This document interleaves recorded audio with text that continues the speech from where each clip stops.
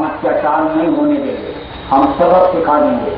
देखो आंध्रा में, उड़ीसा में तूफान, अभी कल देखो उधर आ रहा था तूफान, दया हो गई, वो ढीला पड़ गया।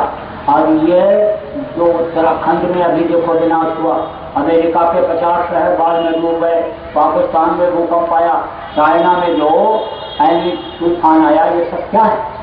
यह है केला जानते हो? सिनेमा देखने के लिए जब जाते हैं तो सिनेमा का वो जो पिक्चर लगा रहता है वो तो दिखाता ही दिखाता है, लेकिन आने वाली पिक्चर का भी कुछ हिस्सा दिखा देता है, तो उसको कहते हैं ये ट्रेलर है। तो आने वाले खराब समय का ये सब जो विनाश हो रहा है, मर कट रहे हैं, ये ट्रेलर है। अब जब वो तकलीफ आएगी तो बचें।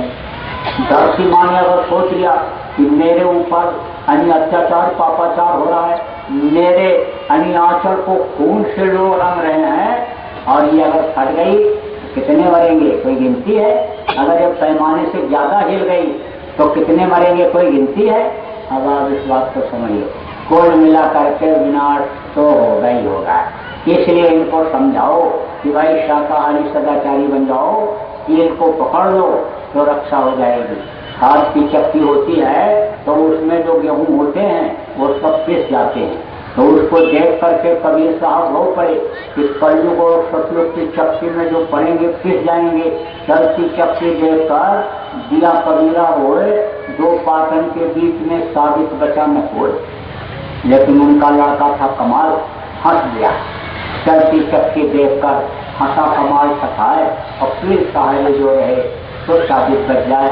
बीच में लोहे की कीली होती है जिसके सहारे से चक्की चलती है, जिसको चक्की का आधार कहते हो, उस चक्की के किनारे किनारे जितने गेहूं होते हैं वो सब बच जाते हैं।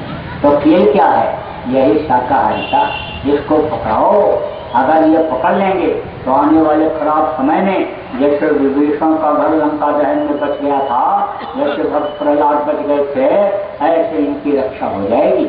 लेकिन अगर ये नहीं मानेंगे तो फिर तो आप समझ लो कि कृष्ण ने भी समझाया, कहा है कौरवों, पांच का भी हक होता है, दे दो उनको कुछ जमीन। लेकिन उन्होंने कहा कि सुई के नख के बराबर भी जमीन नहीं देंगे। तो 18 दिन के अंदर महाभारत में 11 सोनी सेना खत्म, 56 करोड़ यदुवंशी कई घंटे में खत्म। राम ने भी समझाया, दूध भी भेजा, और जो गया सबक भी सिखा करके आया कि हमारे अंदर इतनी ताकत है कि तुम्हारे सोने की लंका को मैं जला करके जा रहा हूँ। लेकिन जब नहीं समझ में आया रावण के, तो 1 लाख फूट 1.25 लाख नाती और 100 रावण धर दिया न बाकी। वो तो फिर जिम्मेदारी आपकी खत्म हो जाएगी। लेकिन आप अच्छे लोग हो, आप लोगों को शाकाहारी सदाचारी बनाओ। अगर सदाचारी शाकाहारी ईश्वरवादी ये बन जाएंगे, खुदा परस्त बन जाएंगे, तो इनकी रक्षा हो जाएगी। मैंने प्रार्थना किया किससे? देश को चलाने वाले 3, पीएम, सीएम और डीएम। पीएम किसको कहते हैं? प्राइम मिनिस्टर, प्रधानमंत्री। सीएम किसको कहते हैं? चीफ मिनिस्टर, मुख्यमंत्री।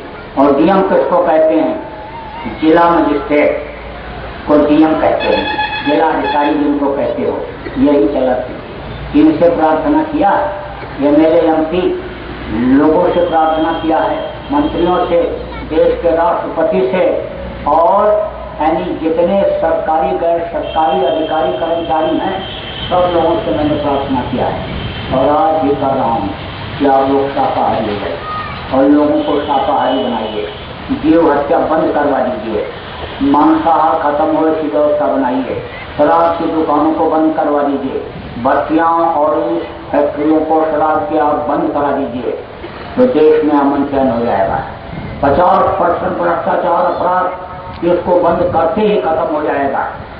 और अगर ये काम इन लोगों ने कर लिया तो जनता के दिल में एक जगह बना लेंगे, फिर जनता इनको निकलने नहीं देगी अपने दिल से। और अगर ये नहीं कर पाएंगे, इन्होंने नहीं किया, तो लाखों नौजवान शाकाहारी तैयार खड़े, उनके द्वारा करा दिया जाएगा, उनके द्वारा करा दिया जाएगा। आज इस बात को समझ लो कि कश्मीर से और कन्याकुमारी तक कोई भी मांस की दुकान नहीं होगी, कोई भी शराब की दुकान नहीं होगी। कोई भी चोरी व्यभिचार करने वाला नहीं होगा। कोई भी लड़की सुंदर औरत 11 बजे 12 बजे रात को बढ़िया सुंदर कपड़ा जेवर पहन करके किसी भी सड़क, किसी भी गांव, किसी भी शहर में घूमेगी, लेकिन कोई उसके ऊपर कोई दृष्टि नहीं डालेगा। अब आप इस बात को समझो कि जब जननी सम जान ही पर नारी और धन पर आए विश्व विष भारी, दूसरे के धन को लोग जहर से जहर मानने लगेंगे, दूसरे की बहन को, माँ को अपनी माँ और बहन की तरह से समझने लगेंगे, तो तेरा मन चैन छा जाएगा, सतयुग जैसा वातावरण हो जाएगा। आप समझो विश्व का गुरु भारत होगा।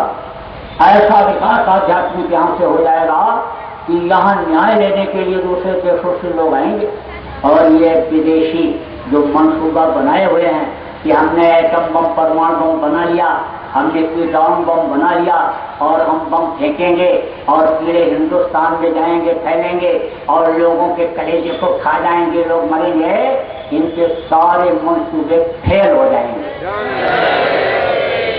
हाँ, इस बात को समझो कि वहीं से बॉर्डर से ही लौटेंगे, ये फेंकेंगे वो वहीं से लौटेंगे। आत्मशक्ति, आत्मबल लोगों में आ जाएगा। ये वो भारत भूमि है जहाँ से आध्यात्म की किरण निकली है, आध्यात्मिक विद्या का प्रचार हुआ है। जहाँ दुनिया की सारी विद्या खत्म होती है, वहाँ से आध्यात्म विद्या की शुरुआत होती है। तो आध्यात्मिक लोग बन जाएंगे, ईश्वरवादी खुदा परस्त लोग बन जाएंगे, अच्छा माहौल हो जाएगा। ये समय ऐसा आएगा, अभी तो ये आप समझ रहे होंगे कि इनकी पूरी कल्पना या गप है, कोई कल्पना या गप नहीं है। वो जो नजारा हमको दिखाई पड़ रहा, हमारे समझ में आ रहा है, वो मैं आपको बता रहा हूँ। अच्छा समय आएगा, लेकिन अच्छे समय के आने के पहले बुरों का खात्मा सफाया होगा। अब जितना आप बचा सको, यह आपका बड़प्पन है, आपकी महानता है। देश में देखो कितने साधु हैं, अगर सब साधु निकल पड़े शाकाहारी के प्रचार के लिए, लोगों को शाकाहारी बनाए, तो अभी देखो बहुत बड़ा परिवर्तन हो जाए।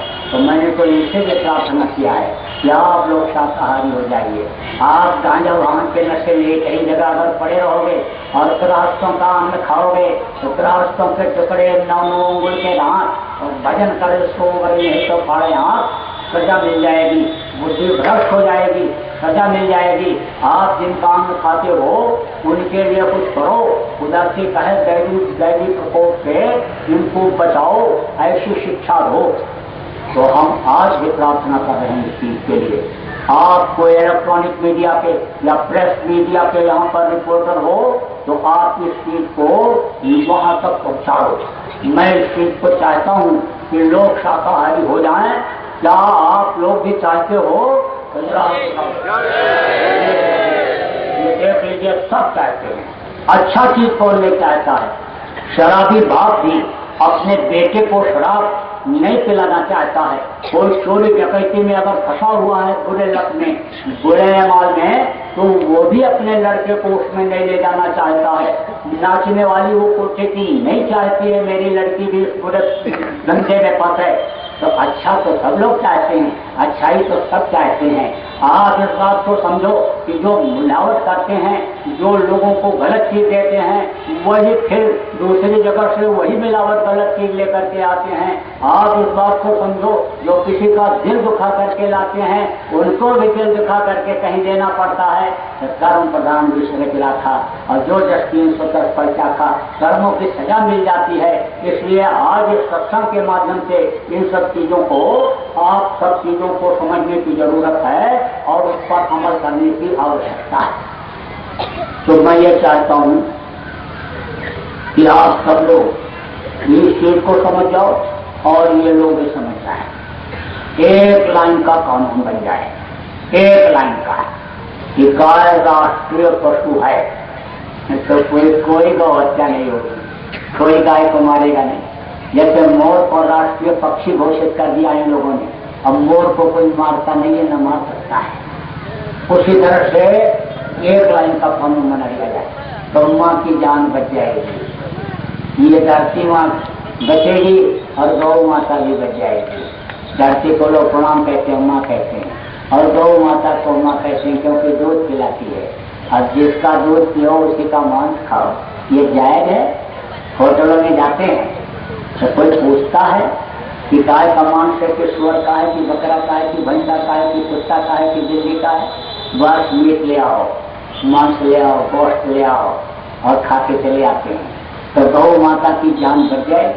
गौ माता की एक लाइन का कानून नहीं बनाते, एक लाइन के कानून से कोई हड़ताल तोड़ आंदोलन करने की जरूरत नहीं पड़ी। पुलिस वालों को डंडा लेकर के रात को 12 बजे ठंडी के महीने में ट्रकों को रोक करके चेक नहीं करना पड़ेगा कि कोई गाय तो नहीं लग के जा रही है, इसमें कटवाने के लिए कोई ले जा रहा हो। बस एक लाइन के कानून। तो अब थोड़ा सा आपको ध्यान भजन करा देना चाहता हूँ कि जिससे आप सीख लो तो घर से जाकर के करना है, लेकिन ज्यादा देर नहीं रखूंगा, थोड़ी देर आप सीख लो। देखो कपड़ा डालो ऊपर से, कपड़ा डाल लो, कपड़ा डालो, यहाँ पर रख लो, कपड़े यहाँ पर मुँह पर लग जाए और आंख बंद करो। दूर अंधेरे में जगह पर दृष्टि को टिकाओ, दूर अंधेरे में जगह पर मन को रोक करके बैठो, बैठ जाओ सब लोग, डालो कपड़ा ऊपर से, बैठ जाओ, ध्यान लगाओ। थोड़ी देर बताऊंगा कैसे करना है, बाकी तो देर तक करना घर पर, आधा पौन घंटा तक तो मन बहुत लगता है, उसके बाद थक जाता है, तब रुकने लगता है। तो देर तक बैठोगे तो